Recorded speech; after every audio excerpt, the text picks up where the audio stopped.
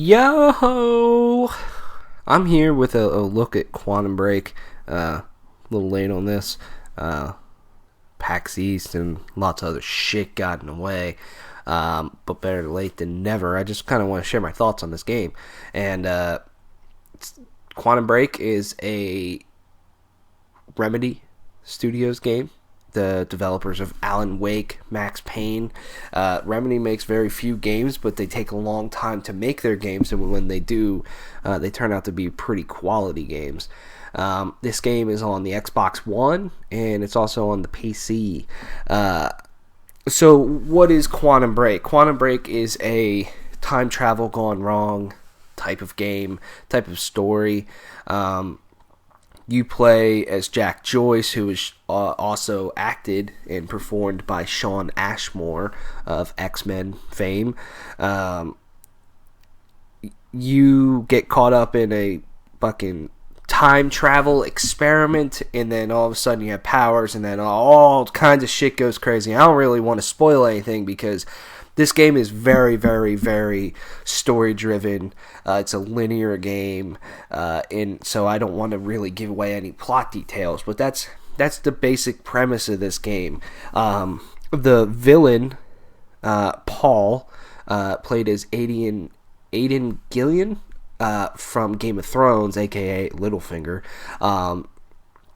He is a very good villain. I just think he's a very, very good actor, and you can see the Game of Thrones in him and his voice, the way he says certain things. And I thought his performance was well done. I thought all the performances were pretty well done of all the characters. This game probably has some of the best, kind of character animations. And definitely like lip syncing, facial expressions that I've ever seen in the game, and it really helps bring the world and the story to life. Personally, this game isn't perfect to me, but it is pretty good. Excuse me. Gameplay wise is where I feel this game kind of falls apart a little bit. And definitely isn't as strong as, say, the story or the graphics even. I'll dive into all of them. But the gameplay, basically, you get time powers. And it reminds me of kind of Infamous a little bit.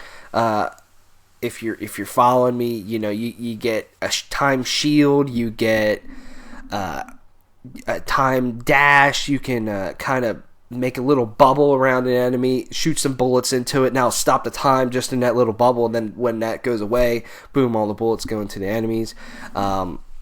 You get a time blast, which is just a big fucking like time explosion basically. You get a lot of different time powers. You get kind of like a almost eagle vision like thing from Assassin's Creed, where you can see where enemies are and it'll mark them, and you can see where other objects of interest are. So those are cool, and those add a lot to the game, and just mixing them up and then getting the upgrades is exciting, and probably definitely the most fun part of this game. But other than that, the shooting is really generic. It feels kind of weird at first, and I'm not sure how much I really liked the shooting in this game. It was just kind of something I did, and I didn't really enjoy it. I just tried, to use my time powers the best that I could to spice things up. Also, I just found this game, and I played on normal difficulty, but even on normal, I found this game to be extremely easy, and I died barely at all through the game.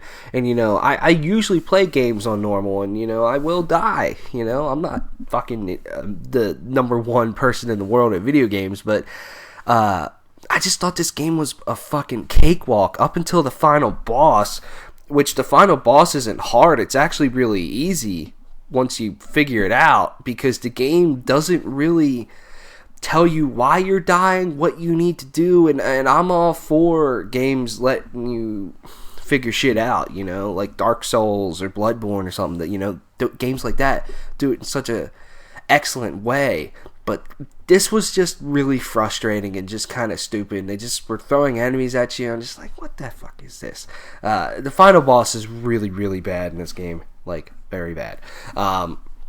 Probably one of the worst final boss encounters that I've ever played in my life. The enemies, though, they don't really change. I mean, you get kind of more just standard military guys, but then you get guys that themselves kind of have some time powers, and they have stuff that'll disable your time powers, or they'll while time is frozen in a fracture, is what they call them. These enemies are able to move around because they are time powered enabled, I guess you could say. Those enemies I thought were challenging and fun to fight against, and I wish the game kind of used them a little bit more and maybe had a little bit better variety of them, because they were definitely more interesting than just the standard military dudes that you'll just wipe their ass immediately. So just from a challenge standpoint, this game really isn't the best if you're looking for a challenge. Now, with the graphics, I find this game to be gorgeous, although it kind of has this weird, almost like tint to it in a way. It's kind of hard to describe until you're actually sitting in front of your TV or your PC or whatever, playing this game, and you actually kind of see it. But otherwise, I think it's gorgeous. It's really shines to me when you get to those fractures, when time stops and shit's just fucking crazy, and you're just kind of walking through it and you go, wow.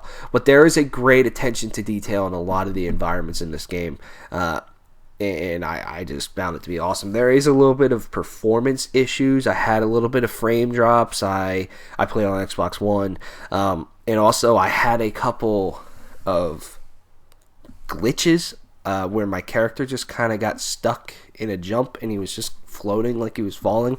So those might happen too. There are kind of some collectibles that you can find in the world that'll give you more background to the game, which I found cool, I mean, whatever, collectibles are fine. Give me more if I want it. It's there if you want it, type of thing. Now, the most interesting part about this game is probably that it also is a TV show at the same time. So there's 8 episodes. You'll only see 4 in a playthrough. And at the end of every act, you will play Paul, who is the villain, and you will make a choice. Now, this is the part that I hate about this game, and that just is not satisfying, because the game has one ending, so none of your choices really fucking matter at all.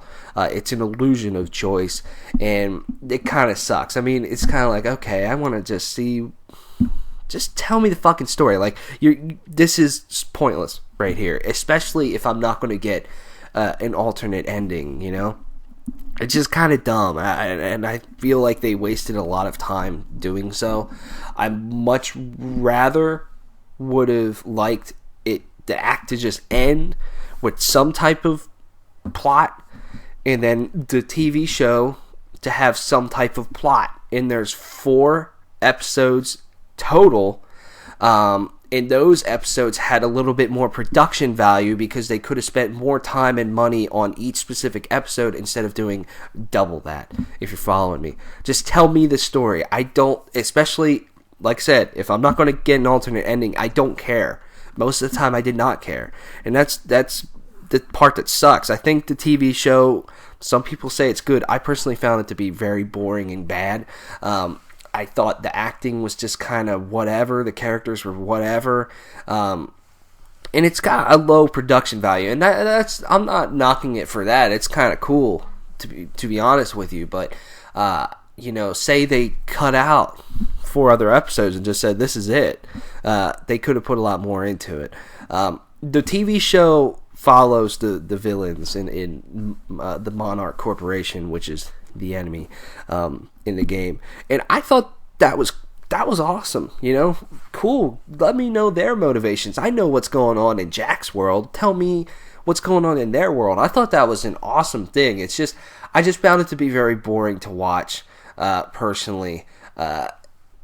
And probably the worst part of the game, and that sucks because I think this is a totally possible thing to do in games, to blend a TV show and a game together, and I feel they just kind of fell a little bit short, but definitely very ambitious, and that's awesome.